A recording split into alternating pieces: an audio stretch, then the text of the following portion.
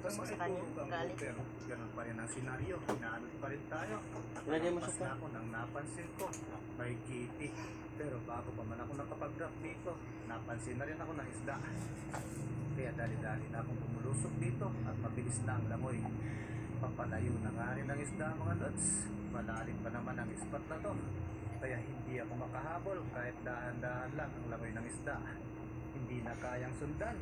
Kaya dito, nag-off na ako ng camera para umahaw na. Next time at magtatagpo pa naman ang landas namin. Baka mayari ko na sa sunod. Nang maarog naman ulit dito sa may parting mababaw. Dito sa may tabusan na butas. Inubukan ko mag-drop. Sa bawat dayo namin sa spot na to, hindi talaga pwedeng hindi ko puntahan ang may tabusan na ito na bahura. Dito kasi madalas mga rawi snapper talaga ang nangyayari ko. Nakailang piraso na rin ako sa butas na ito mga lods. At malalaki pa yung iba. Kaya dito, hindi ako nagdahan-dahan para matingnan ko sa may pinakababa. At baka mayroong laman makayari ulit tayo dito.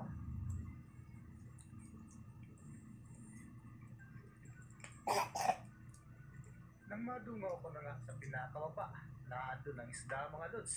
Backroom snapper na naman at malaki-laki na rin.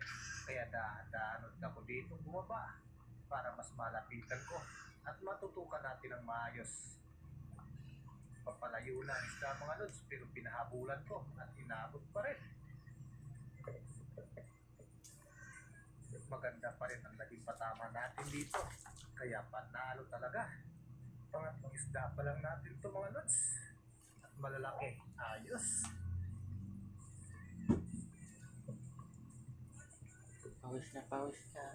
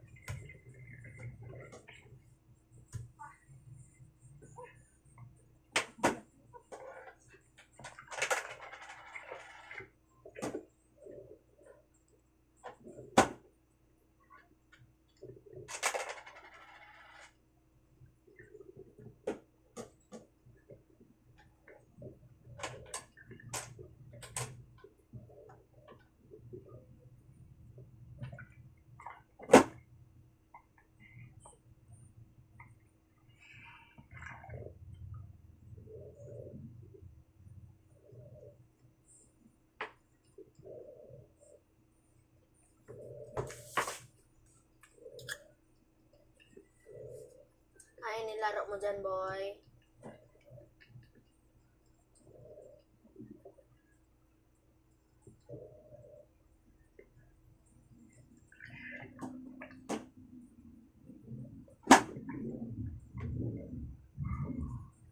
Ano na kayo nangyari dito sa Pilipinas na to? Puro na bangang